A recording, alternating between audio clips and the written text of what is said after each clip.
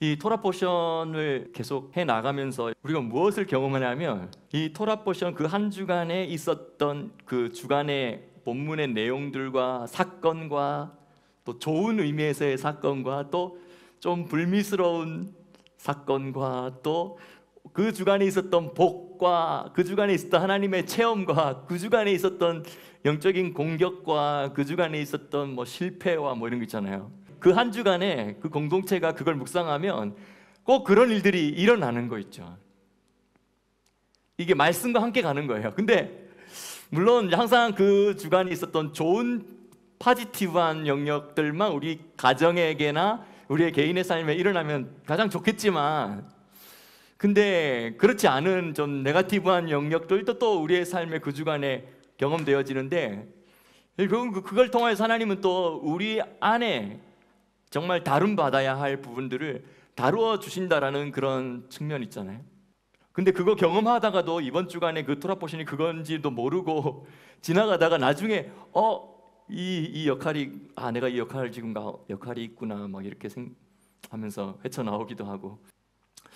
그래서 제가 이번 주간에 어떤 생각이 들었냐면, 절기 마치고 한 3, 4주 이렇게 쭉 지내왔는데, 우리 이스라엘에 있는 흐름들이 또 여러분들에게 또 같이 흘러가는 부분들도 있는 것 같아요. 3, 4주 전인가요? 이런 여러 가지 영적인 저항감들이 막 있을 때, 지금 우리 가운데도 비슷하게 또 그런 흐름 가운데 있어서 영적인 저항감을 경험하고, 또 그래서 가까운 사람들하고 충돌이 일어나든지, 또 부부간에도 별일도 아닌데 어려움이 있든지 이렇게 하거나, 또 그 외에 상황들이 생겨서 이런 것들이 좀 경험되어지는 분들이 있구나, 이런 것들이 제가 느껴졌었는데, 오늘 제가 그냥 이 줌 모임 시작하면서 제 마음에 그냥 하나님께서 그런 마음 주시는 것 같아요. 하나님, 이제 이 시즌이 끝나고 그렇죠, 오늘 그 이삭의 우물 파는 이야기 이번 본문에 나오잖아요. 우물을 팠을 때 에색, 시트나, 르호봇 이렇게 하는데, 에색은 다투고 막 치고받고 빼앗고 막 이렇게 하는 거고요.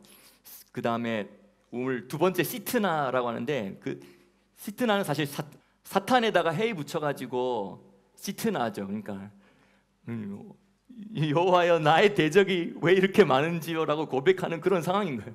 이상하게 막 대들고 대적들이 생기고 이런. 그래서 에색하고 시트나의 시즌을 확 그냥 오늘 벗어나서 이제 완전히 로봇, 더 이상 이제 비슷하면은 대적자가 생기고 막 그런데, 이걸 하나님이 복을, 메아쉐아림의 복을 주시고 문을 그냥 확 열어버리시면, 그러면 이제 어중간하면 이게 고만고만하면 부딪혀가지고 하지만, 하나님이 확장을 더 해주셔서 더 넓혀주시고 키워주실 뿐만 아니라 메아쉐아림의 복을 확 주어버리면, 다시 말하면 한 개 심었는데 100개가 나버리는 그런 복을 주시면 이제 그걸 뛰어넘어 버리는 거죠.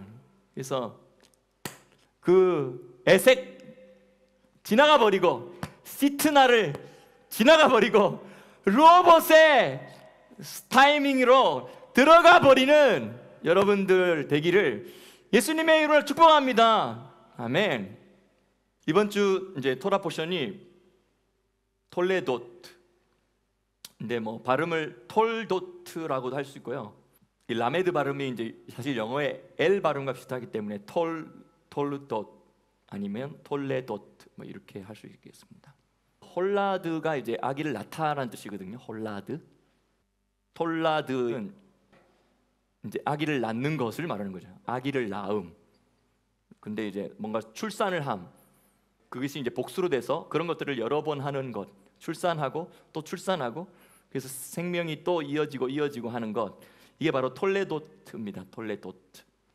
그래서 톨레도트의 이 동사 어근은 홀라드, 아기를 낳다입니다.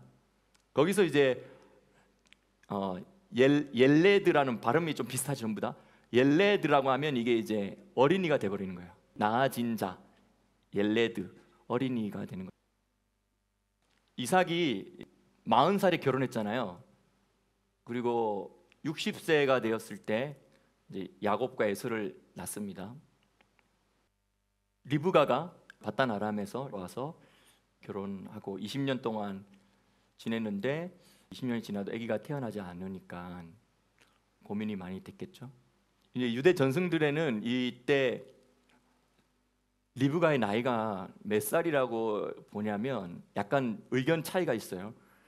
성전 연구소에서 나온 그 이스라엘 그 인류 역사 6,000년 시간표 타임 테이블이 있거든요. 그거 참고하시라고. 이 성전 연구소는 이제 온갖 종류의 탈무드와 그 외의 유대 문헌들을 다 연구해 가지고 그걸 최종적으로 다 나름대로 자기들이 결정한 자료예요. 근데 사실은 이 연대 문제에 있어서는요, 연대 문제에 있어서는 참 어려운 점이 있다라는 건 사실입니다. 우리가 그냥 편의상 그래서 BC 뭐 586년에 1차 성전이 멸망됐다 뭐 이렇게 말하지만 거기에는 우리가 그냥 편의상 그래 말하지만 최소한 5차 3, 4년 앞뒤로 플러스 마이너스 있다라는 거를 그냥 염두에 두고 그렇게 이야기하는 거죠. 그 성전 연구소에서는 여러 자료들을 통해서 해가지고 몇 살로 잡아놨냐면 17살로 잡아놨어요. 그러니까 17살 때 우물 퍼주고 낙타 10마리까지 물 다 먹여주고 막 이렇게 하고 이제 너 아브라함의 아들 이삭과 결혼하려나 하니까 하겠다. 그래 10일 더 있다 가라니까 나는 그냥 오늘 가겠다 하고 출발했던 그때가 17이었다라고 그렇게 나와 있는데, 근데 약간 또 충돌되는 자료 중에 하나는 이제 야샤르첸 같은 경우는 10살이라고 나와 있어요. 그러니까 그건 너무 심했다. 10살은 좀 너무 심했다. 뭐 10살이라고 하면 어쨌든 이삭과 나이가 30살 차이 나는 거고요. 16이라고 하면은 23, 4살 차이가 나게 되는 거죠. 사실은 예수님의 탄생을 위해서 마리아가 그 수태고지를 가브리엘 천사로부터 받았을 때 그때 나이가 언제였을 거라고 생각하냐면 카톨릭 전승이에요. 카톨릭 전승은 그때 나이가 13, 4살이었을 거라고 봐요. 되게 많이 일찍이죠. 근데 사실 지금 현대 시대에서는 그런 입장에서 보면은 그거는 완전 여성 인권에 대한 좀 문제가 될 수 있는 그런 거지만 사실 우리나라도 얼마 전만 해도 이제 10대 초 중반만 되면 그냥 결혼해서 일단 그 집에 가서 살고 어리니까 키우면서 이렇게 하다가 나중에 이제 성숙하게 되면 또 아기도 낳기도 하고 이렇게 했잖아요. 근데 현대 시대와 분명히 다른 고대 시대에 그런 부분들이 분명히 있었다라는 걸 그냥 염두에 둘 필요는 있을 것 같아요. 리브가가 아기를 못 낳고 이제 결혼한 지 20년이 지났는데도 아기를 못 낳고 있으니까 기도해야 되겠다 하면서 우리끼리 기도하는 것보다는 좀 더 권위 있는 분들에게 좀 찾아가서 기도를 하는 게 또 필요할 때가 있잖아요.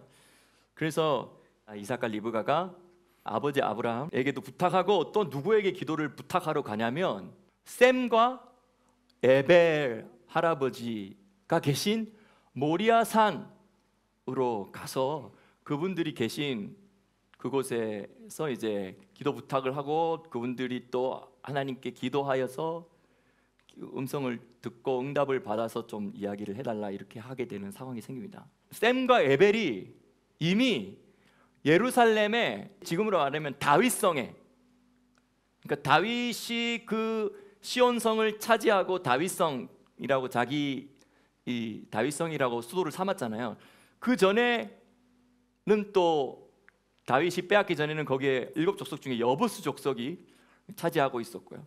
근데 그 여부스 족속이 차지하기 전에 그리고 홍수 이후에 또 어느 시점부터 이미 여기에 예루살렘에 누가 들어와서 산 것으로 이야기하냐면 노아와 셈과 에벨이 여기 들어와서 산 것으로 그렇게 이야기하고 있어요.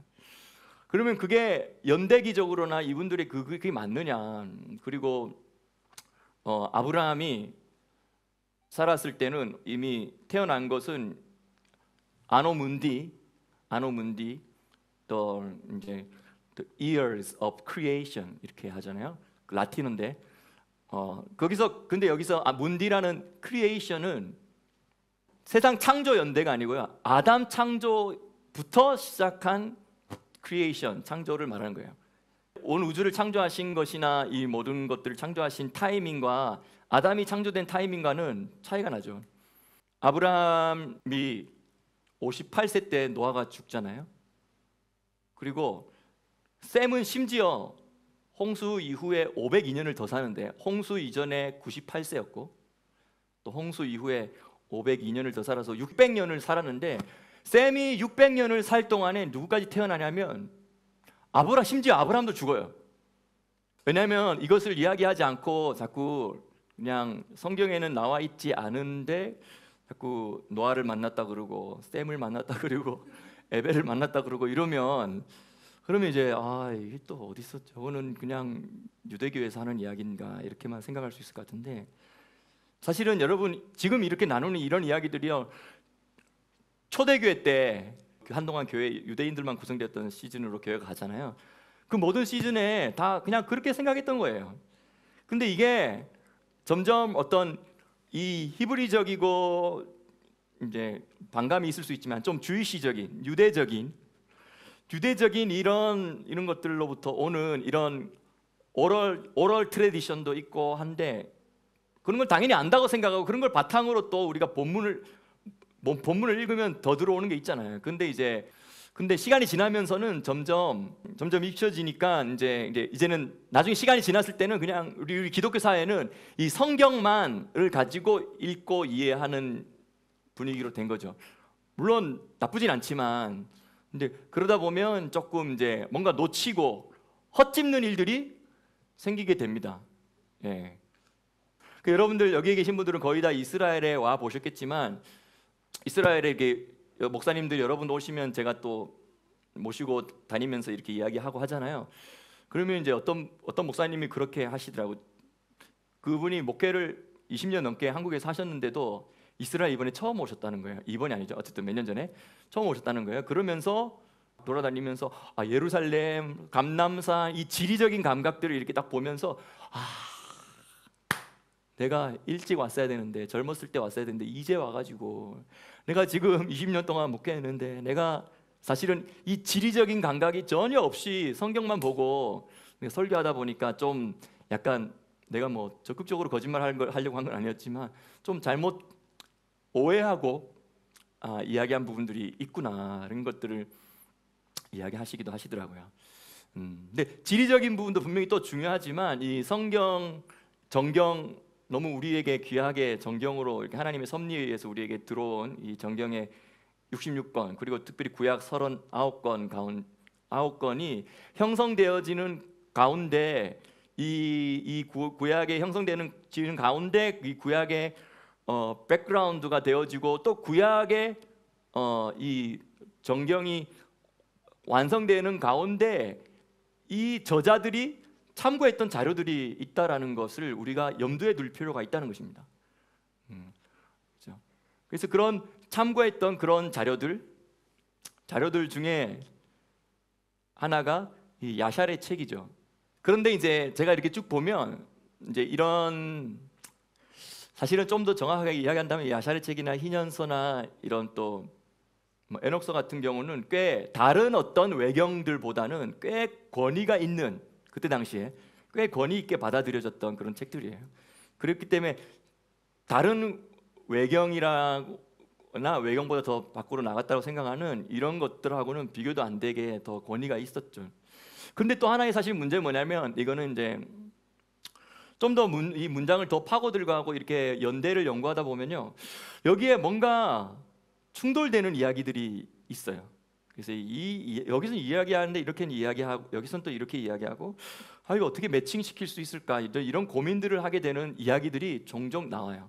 그리고 특별히 그런 부분에 있어서 연대 문제에 있어서는 좀 갈등을 일으키게 하는 그래서 제가 볼 때는 이제 이런 그때 당시에 고대 시대 때 유대인 학자들이 이걸 연구를 많이 했겠죠. 온갖 자료들을 다 펼쳐놓고 연구를 하고 비교를 하면서 야 이렇게 사람들로 하여금 좀 헷갈리게 할 수 있는 이런 부분들은 좀 최대한 좀 제외시키고 우리가 좀 정리된 모습으로 이렇게 나오게 이렇게 하면 좋겠다. 이렇게 해서 정경을 정하는 그런 과정들을 하게 되는 것도 정경을 정하게 되는 이유 중에 하나였던 것 같아요.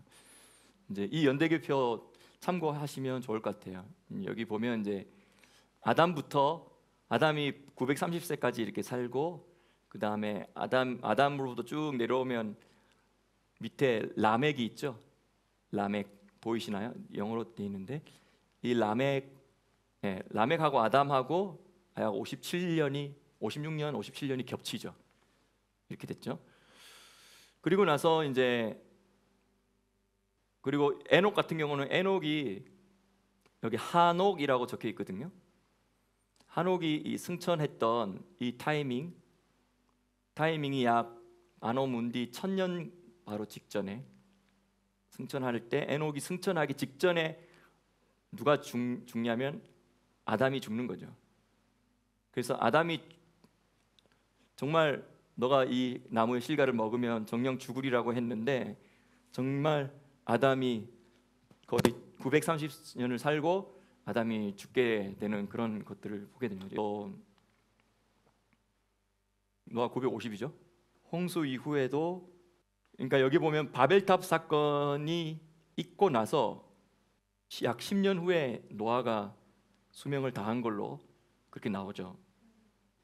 셈 같은 경우는 홍수 이전에도 98년 살다가 총 600년을 살았는데, 이 셈을 한번 쭉 따라와 보실래요? 셈을 쭉 따라오면은 셈이 죽었을 때 오히려 아브라함이 먼저 죽고요. 그 다음에 또 이삭과 야곱이 50세 때 셈이 죽은 걸로 나오죠.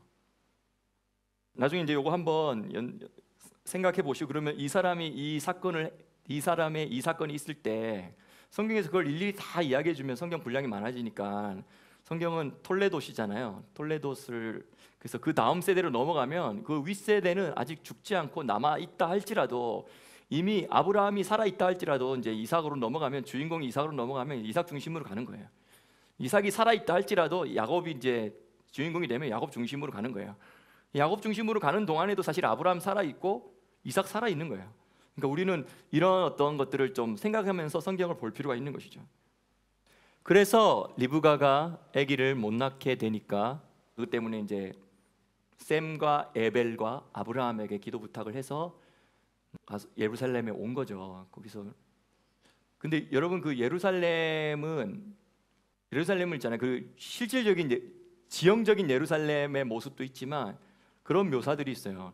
예루살렘에 딱 왔는데 눈에 보이는 지형은 이렇게 보이는데, 예루살렘에 그 하늘에서 내려온 하늘의 예루살렘이 겹쳐서 보이는 거예요.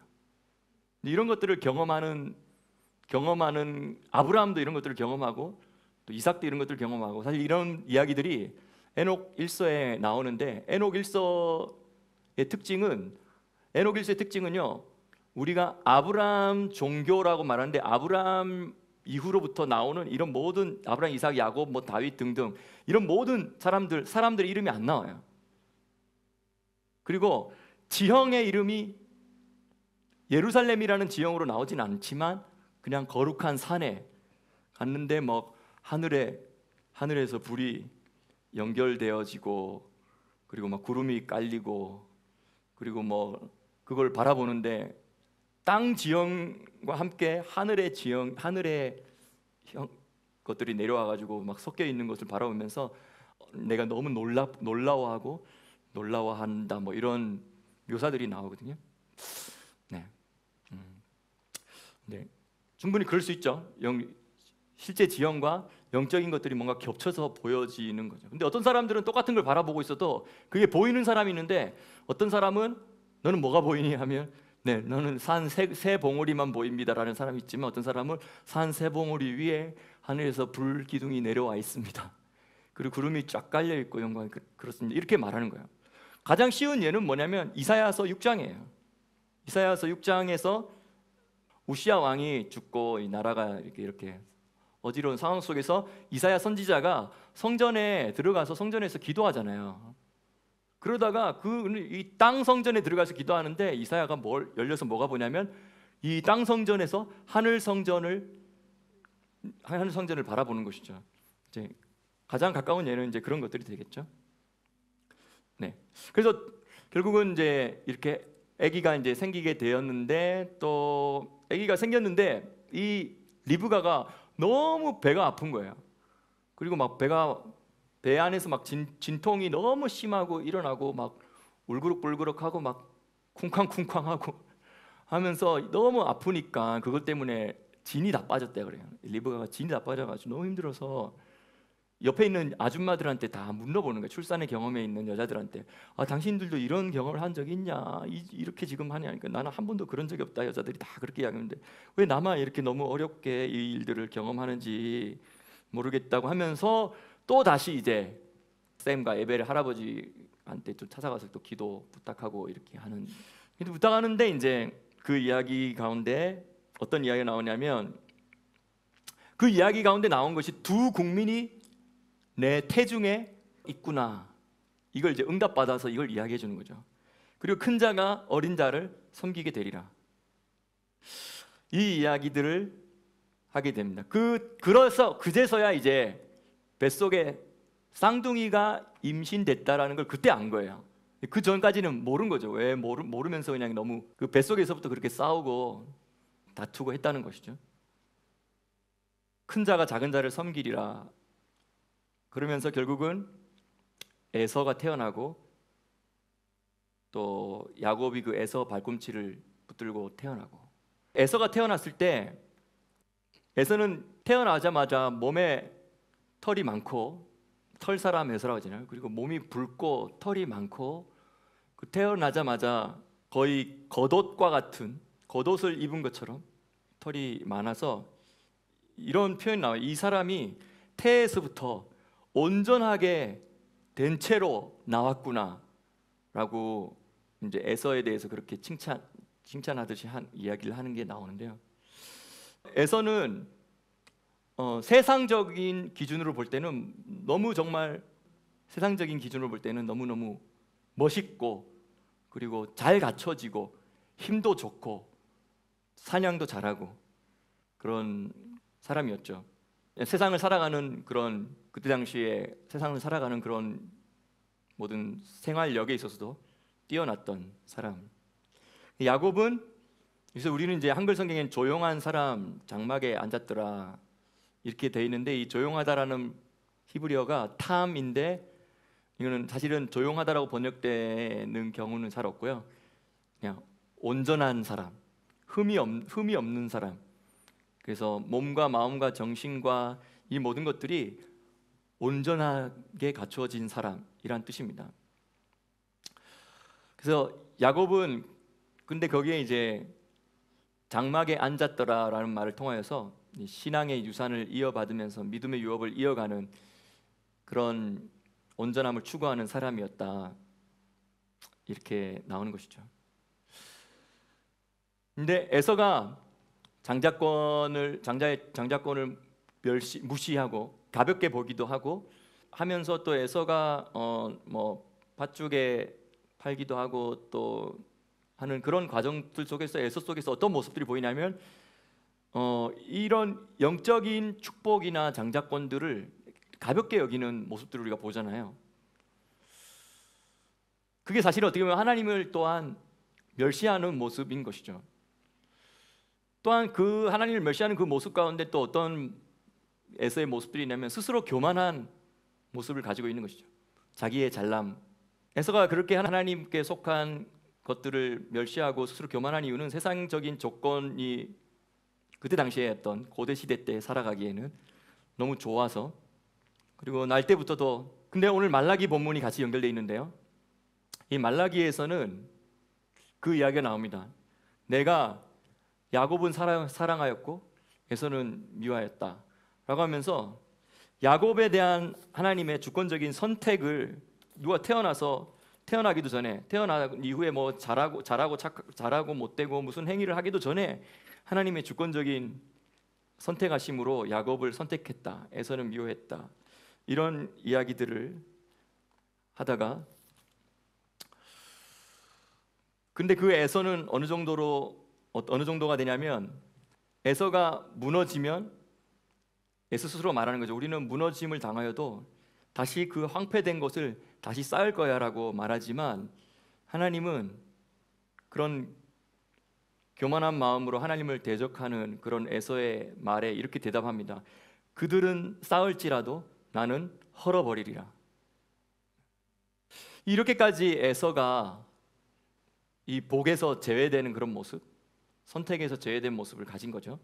그런데 이 말라기 이 타이밍에 왔을 때는 야곱 자손인 이스라엘마저도 하나님 앞에서 에서의 스피릿과 에서의 모습이 그대로 나타나는 것이죠. 그리고 그 하나님께 속한 그 영적인 것들을 무시하고 가볍게 여기고 제사 드리면서 눈먼 것, 병든 것, 이런 제물들을 골라가지고 제사 드리고 하는 이러한 하나님을 멸시하는 행위들. 그러니까 결국은 야곱이 이스라엘이 돼서 이렇게 왔는데 에서는 저쪽 길로 갔지만, 근데 결국은 지금 이 말라기 타이밍에 와서는 이스라엘이 이제 딱 누구 모습을 가졌냐면 에서 모습을 가지게 된 것이죠. 그래서 여기 말라기에 이 말라기 선지자를 통해서 하나님과 이스라엘 백성이 주고받는 대화 있잖아요. 내가 너희를 사랑하였노라. 주께서 어떻게 우리를 사랑하셨습니까? 증거를 내보세요. 증거를. 이렇게 막 하나님께 대들고 따지고, 그러면서 야곱과 에서 이 이야기를 쭉 하고, 그 다음에 또 내가 아비일진데 나를 공경함이 어디 있느냐, 내가 주인일진데 나를 두려움이 어디 있느냐. 그래 말하니까 이스라엘 백성들이 우리가 어떻게 주의 이름을 멸시하였다라고 하는 겁니까 도대체 하면서 또 따지고 드는 거예요. 그러면서 눈먼 희생으로 드리고 약한 것, 저는 것, 병든 것으로 드리는 것이 악하지 아니하냐. 총독에게 그런 걸 들어봐라. 그걸 기뻐하고 받아들이겠느냐 하면서 하나님이 마음이 속상하셨든지 이렇게 말을 한마디 하면 막 하나씩 다 대꾸하면서 이 태도 자체가 지금 이래 돼버린 거죠. 근데 이 말라기서 1장에 보면 그 사실 그 흐름이 이제 어떻게 흘러가냐면, 그런데 내가 이제는 전에는 야곱과 에서에서 내가 야곱을 선택하고 이렇게 해왔지만 이제는 내가 에서처럼 변해버린 너를 내버려 두고 내가 이제 이방인들을 내가 야곱을 택한 것처럼 이방인들을 나의 택한 백성으로 삼고 그들이 통해서 내가 예배와 경배를 받고 그들을 통해서 그들이 나를 경외함으로 말미암아 내가 그들 가운데서 그들 땅 가운데서 존중이 여김을 받게 되는 그러한 시즌으로 이제 전환이 된다라는 그 이야기를 이 말라기서에서 하는 것이죠. 그런데 이제 로마서, 오늘 또 본문에는 또 로마서 말씀이 있는데요. 로마서 9장에 우리가 잘 아는 로마서 11장에서는 하나님이 자기 백성을 버리셨느냐, 그럴 수 없느니라. 나도 이스라엘 사람이다. 나 아브라함의 씨다. 아브라함의 혈통이다. 베냐민 지파다. 하나님께서 미리 예지하신 그 이스라엘 백성을 완전히 버리신 것이 아니다. 남은 자들이 있다. 그 이야기를 하는 것이죠.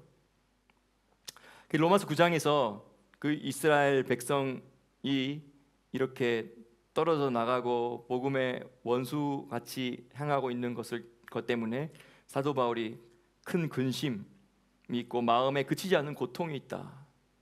그리고 나의 형제 곧 골육의 친척을 위하여 내 자신이 저주를 받아 그리스도에게서 끊어질지라도 내가 원하는 바이다.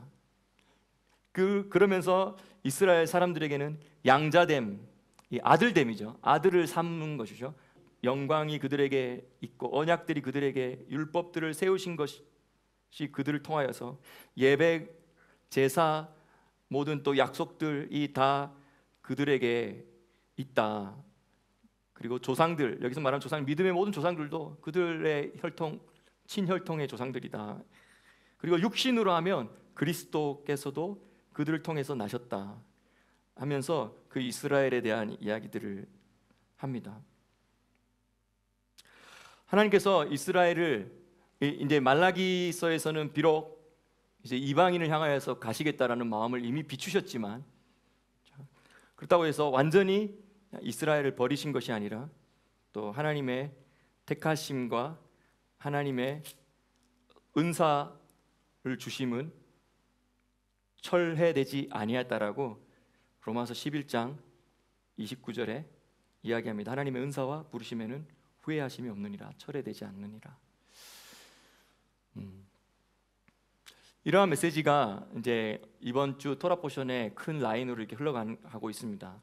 여기서 이제 야곱의 이야기 중에 야곱이 장막에 앉았다라는 이 말이 요셰브 오할림이라고 하는데, 요셰브는 앉았다는 뜻이고요, 오할림은 오헬, 이 장막 텐트인데요, 텐트들에 앉았다 이렇게 표현할 수 있겠죠. 이 의미는 단순히 그냥 에서는 들에 나가서 사냥하는 사람이고, 그는 야곱은 조용하기 때문에 그냥 텐트에 앉아서 바깥 일을 안 하면서 그냥 엄마 일만 도와주고 이랬다, 이런 느낌이 아닌 것입니다. 이 요셰브 오할림이라는 이 히브리어 문장은 아주 중요한 의미가 있는 문장인 것이죠. 이 문장은 뭐냐면, 장막들에 앉았다라는 이 문장은 그 장막들에서 복수잖아요. 장막들이니까 복수잖아요.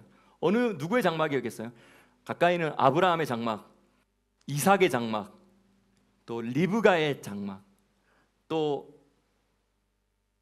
셈과 에벨의 장막, 이런 장막들에서 그들의 선조들의 믿음을 이어받고 선조들의 믿음의 이야기를 듣고, 믿음은 들음에서 나고 듣는 것은 그리스도의 말씀이니라.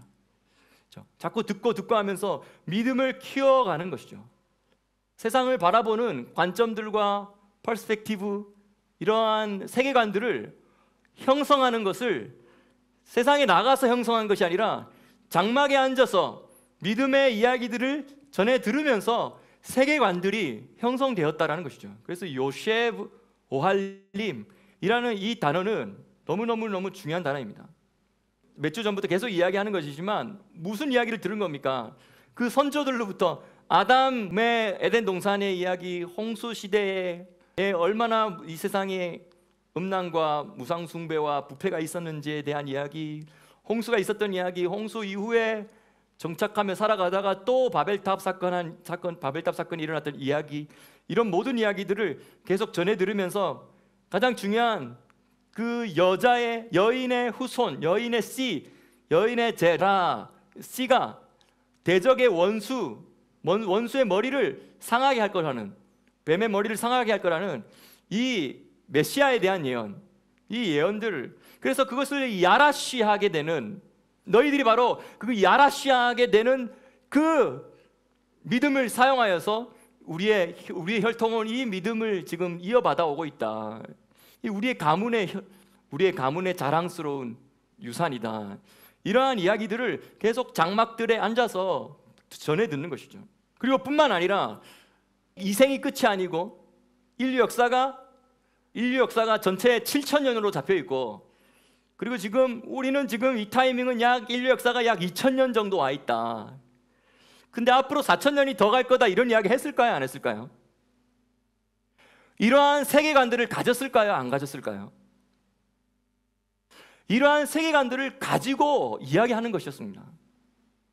이제 여러분들이 이제 여기는 조금 더 낯설 수 있는 분들이 있지만, 사실은요, 여러분, 사실 저번 주에 우리 희년서 이야기하다가 아브라함이 하란에 갔다가 14년 동안 하란에 머물고 가끔씩 또 여기 물론 모리아산을 방문을 한 적은 있지만, 근데 떠나진 않고 이렇게 있었다가 14년째에 이제 결단을 하고 네, 하나님 선택하겠다고 이렇게 하고 천사들이 이 히브리어를 바벨탑 사건 이후에 히브리어가 말하고 쓰고 이야기되어지는 것이 없어졌던 그걸 다시 이제 그 창조의 언어인 히브리어를 다시 말하고 쓸 수 있게 해라라고 천사에게 명령하셔서 천사가 그걸 가르쳐주고 입을 열어준 거죠.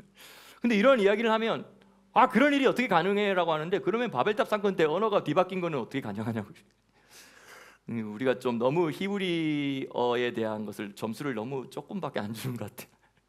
여러분 1900년도 초에 여기에 엘리에젤 벤 예후다가 히브리어가 생활 용어로 쓰지 않고 성경 용어로 기도 용어로만 쓰던 히브리어인데 생활 용어로도 히브리어로 쓰지 않았던 히브리어를 현대에 새로 히브리어 사전 만들어가면서 벤 예후다라는 사람이 히브리어를 새로 시작한 거 아시죠? 1880년대에 이 사람이 들어와가지고 1900년도 초에 이 사람이 이것을 학원을 만들고 사람들로 하여금 들어와가지고도 각자 뭐 러시아어 쓰고 들어와가지고도 독일어 쓰고 이렇게 하고 있었거든요. 사람들이 아직까지는 1900년도 초에. 근데 우리 히브리어로 생활하자 이렇게 하면서 사람들에게 설득시킨 거예요. 근데 사람들이 힘드니까, 낯설고 힘드니까 잘 안 하려고 하는데 막 자기가 학원도 만들었어요. 학원도 만들어가지고 그거 일을 하고, 근데 일이 너무 힘드니까 첫째 부인이 죽었는데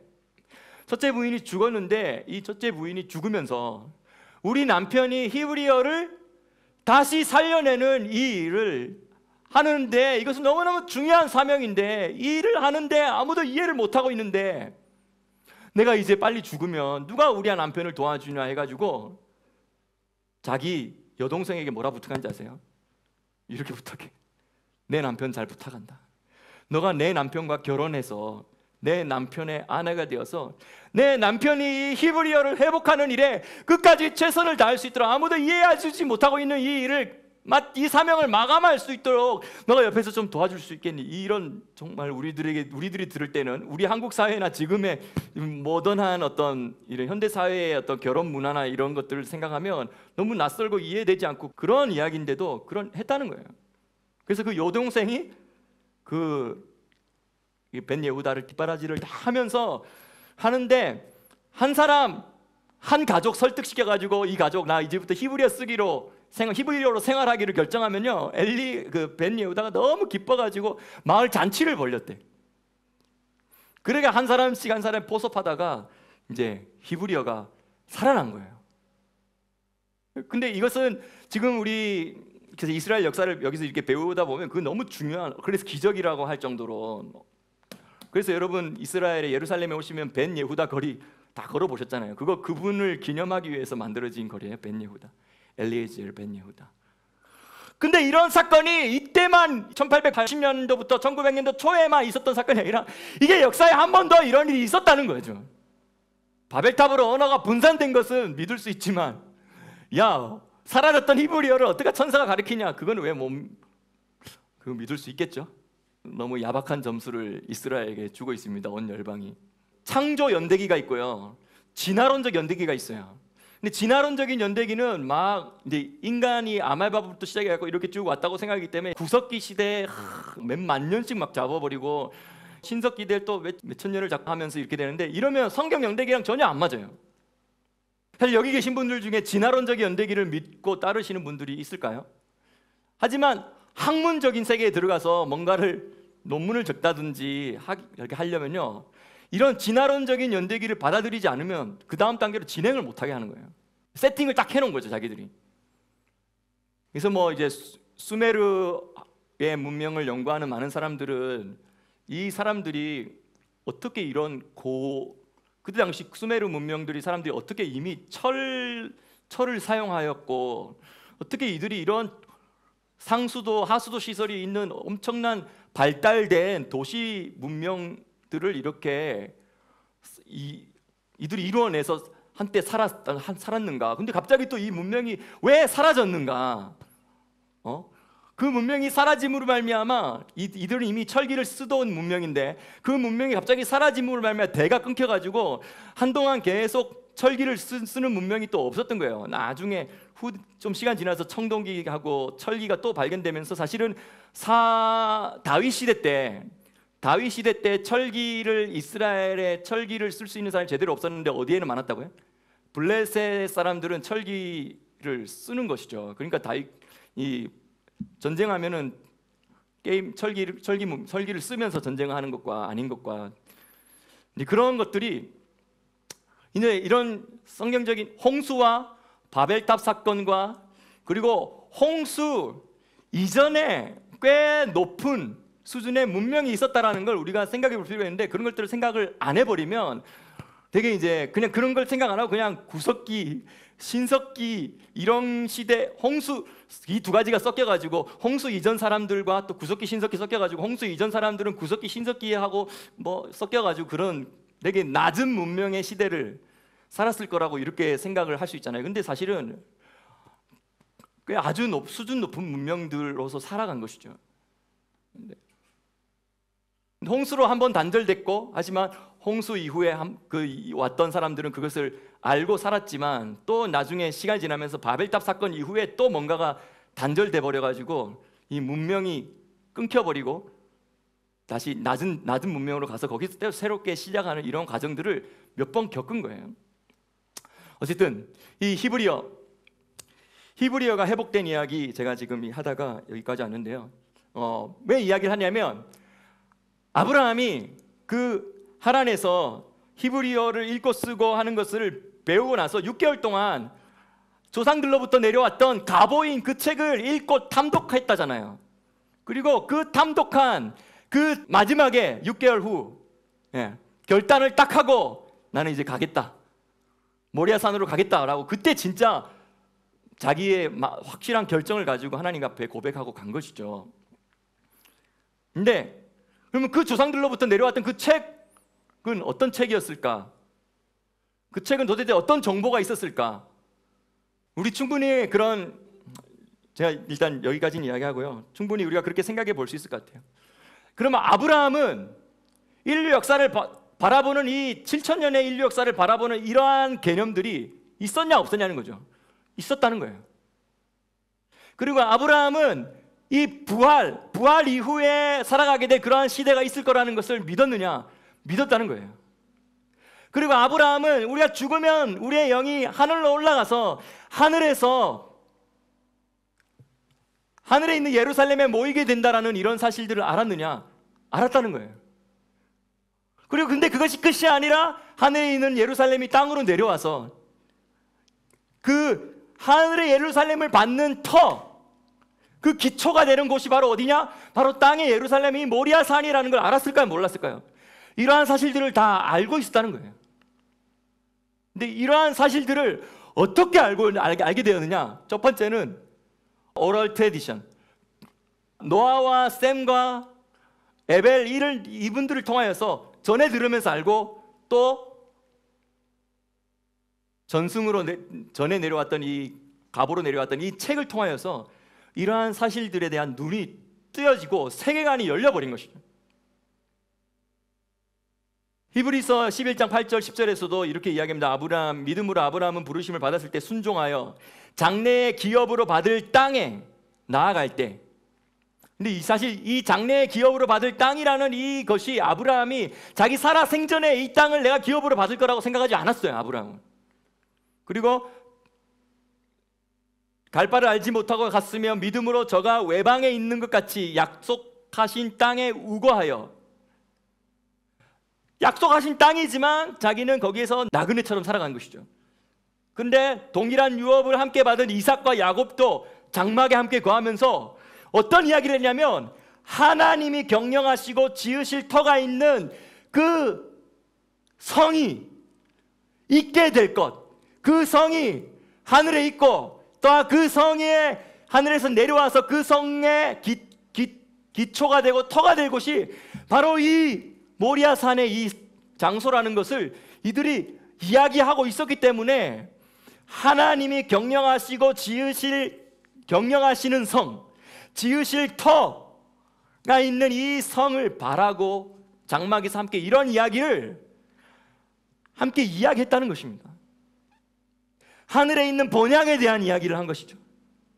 그러니까 하늘 에덴과 땅 동산이 다시 하나가 되어서 에덴 동산이라는, 다시 하늘에 있는 에덴과 땅에 있는 동산이 예전과 같이 다시 하나가 되어서 에덴 동산이라는 하나님이 예비하신 그 장차 오게 될, 과거에 있었지만 지금은 없고 장차 이제 오게 될 한 성, 곧 새 예루살렘을 그들이 사모하였다는 것입니다.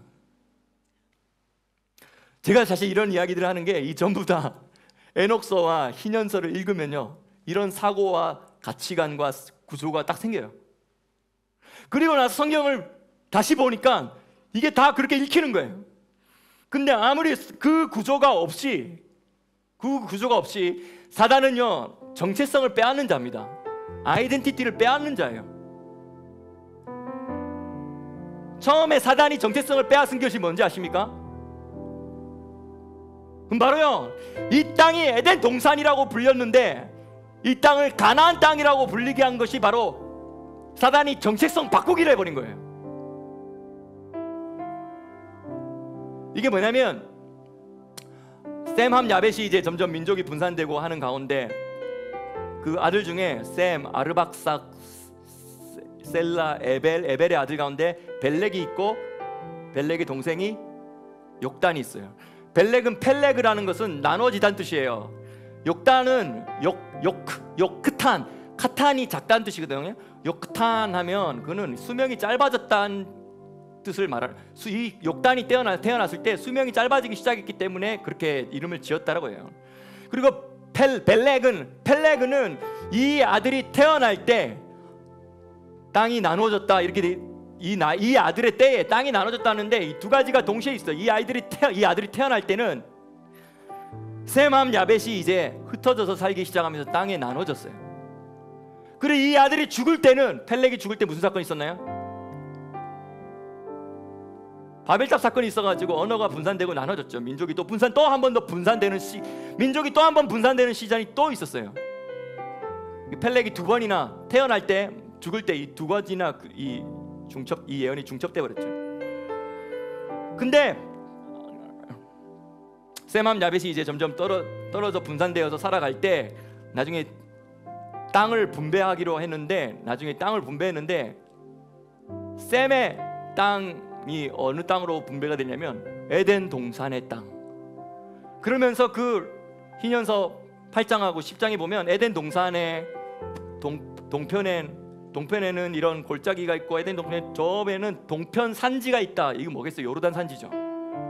그 동편 산지 밑으로 쭉 내려가면 붉은 산들이 있다.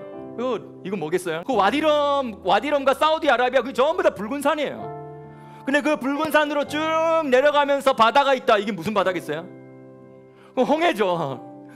이 지금 지형 설명을 지형 설명에서 지금 이 이스라엘 땅을 뭘로 이야기한 거예요? 에덴 동산의 땅으로 이야기한 거죠. 그런데 함에 네 아들이 있었어요. 구스와 붓과 미스라임과 가나안. 근데 이 함의 자손들이 땅을 어디로 분배받느냐면 아프리카 쪽을 분배받아요. 그래가지고 이제 분배받은 땅으로 이렇게 쭉 가능하면서 가기 위해서 시리아에서 레바논으로 내려와서, 레바논까지만 해도 산지가 너무 아름답고 좋죠. 이 레바논 자체도 아직까지 사실 이 이스라엘 셈에게 할당된 땅이었어요. 레바논까지 와가지고 그 산이 너무 산지가 너무 좋고 아름다우니까 거기서 저 멀리 산지, 이스라엘 산지를 이렇게 쭉 바라보는데 너무 아름다운 땅인 거야. 그래서 가나안이 욕심을 품고 나는 이 땅을 차지하고 이 땅에 정착하고 싶다라고 말하는데, 가나안의 아버지 함과 함의 다른 형제들이 그렇게 하면 안 된다고 말렸던 것이죠. 그런데 가나안이 폭력을 사용하여서 그 땅에 이미 들어와 있던 셈의 자손들을 강제로 폭력을 사용하여서 밀어서 쫓아버린 거예요. 그리고 나서 거기에 그 땅에 가나안이 들어와서 살았어요. 그러면서 그 땅을 뭐라 불렀다고? 그때부터 그 땅을 가나안 땅이라고 불렀다라고 그렇게 희년서는 이야기를 해주고 있어요. 다시 말하면 에덴 동산의 정체성을 가진 땅을 싹 없애버리고 가나안 땅이라는 정체성으로 가지게 된 거예요.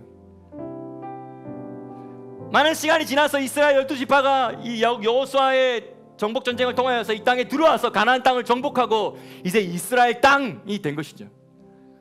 근데 또 다시 이스라엘 땅으로 이렇게 살았지만 나중에 AD 70년에 예루살렘 성전이 멸망되고 이스라엘이 파괴되고 유대인들이 많이 죽었죠. 그리고 나서 약 60년 후에 AD 133년 4년 5년에 바르코크바 혁명이라고 유대인들이 다시 예루살렘과 이스라엘을 회복하고 싶어서 일단 로마 전쟁사의 입장에서 보면 반란을 일으킨 거예요. 혁명을 일으킨 거예요. 또 했는데 초반에는 준비 안 한 채로 당해버리니까 이 바르코크바라는 사람을 앞장세워서, 이스라엘 메시아라고 추앙했거든요. 앞장세워서 이 땅을, 예루살렘을 차지해버리니까 이겨버렸어 초반에.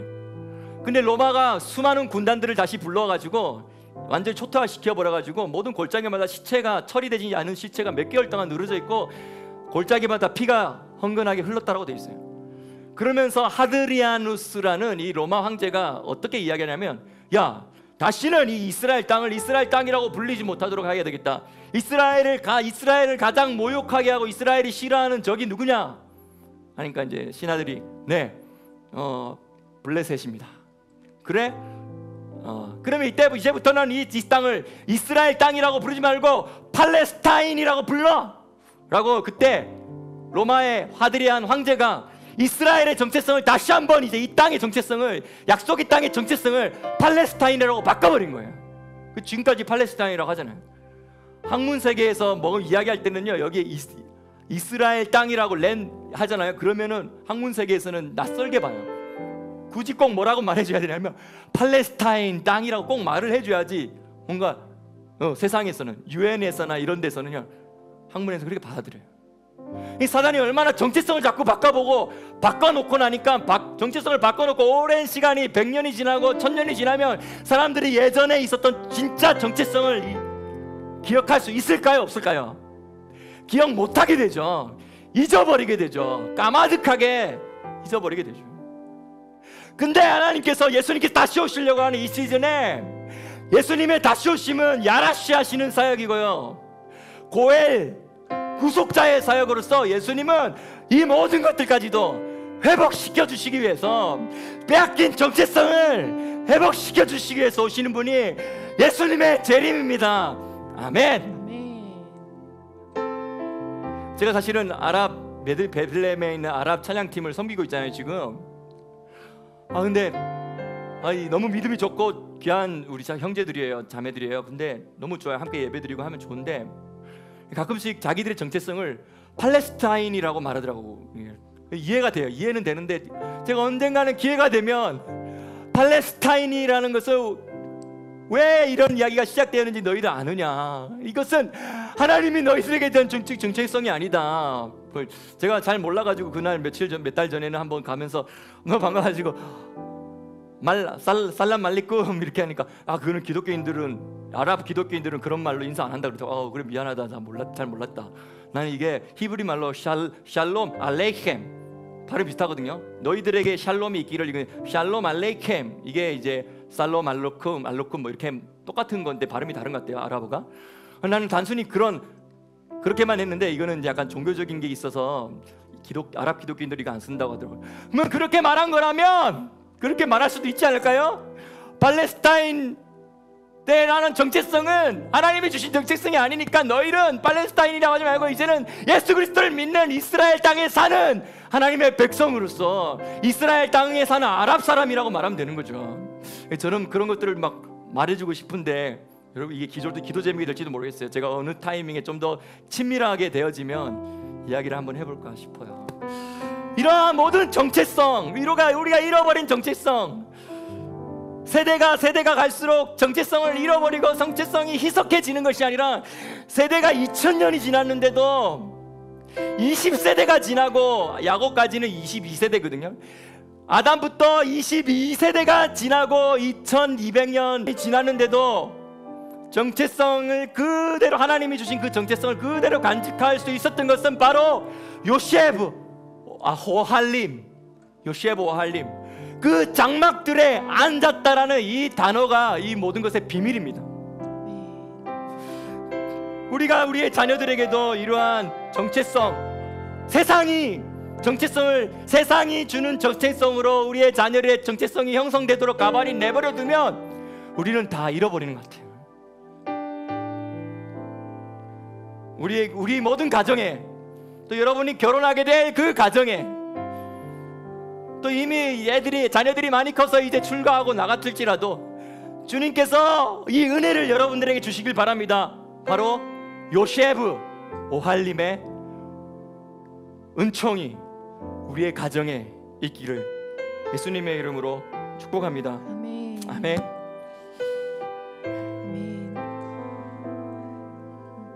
우리의 정체성은 또 그분의 신부입니다. 그래서 저번 주 우리 토라 포션 때 엘리에젤이 나의 도움이신 하나님의 도움을 받아서 그분의 신부를, 그 이삭의 신부를 약속의 땅으로 데리고 들어오는. 지금은 악한 원수가 우는 사자와 같이 울부짖으면서 당신 그 하나님의 백성들을 할 수 있는 한 최대한 빼앗아 가려고 하는 시즌이지만, 동시에 하나님께서 당신의 신부들을 아버지의 집으로, 약속의 땅으로 또한 데리고 들어오시는 시즌이기도 합니다. 그래서 여러분, 계속해서 하나님 우리에게 말씀하시는 건 나의 신부를 데리고 돌아오라, 내가 너의 도움이 되겠다라고 주님 말씀하십니다. 그러면서 이번 주에 하나님이 톨레도트를 통해서 우리의 세대들이 가져야 될 정체성 위에서 요셰브 오할림 하라고 말씀하시는데요. 또 하나님이 이스라엘 백성에게 주신 그 정체성 중에 하나가 넌 나의 소유야, 세골라, 보석이라고 말씀하셨습니다. 근데 오늘 할로윈이죠. 이 할로윈의 전략이 무엇입니까? 우리의 세대들, 하나님의 백성들 악한 데를 끌고 데리고 가겠다라는 것이죠. 근데 절대로 하나님이 그렇게 자신의 백성들을 쉽게 내어주지 않습니다. 그래서 우리의 신부로서의 정체성과 우리의 자녀들이 이 하나님의 믿음의 유업을 이어받은 정체성을 가진 자녀들로서 우리가 함께 그것을 선포하기를 원하고요. 그리고 또한 보호하는 기도를 같이 했으면 좋겠어요. 그래서 우리에게 너는 나의 소유다라고 말씀하시는 찬양의 고백과 함께 우리의 자녀들을 위해서 같이 한번 기도하는 시간 갖도록 하겠습니다. 자신들의 삶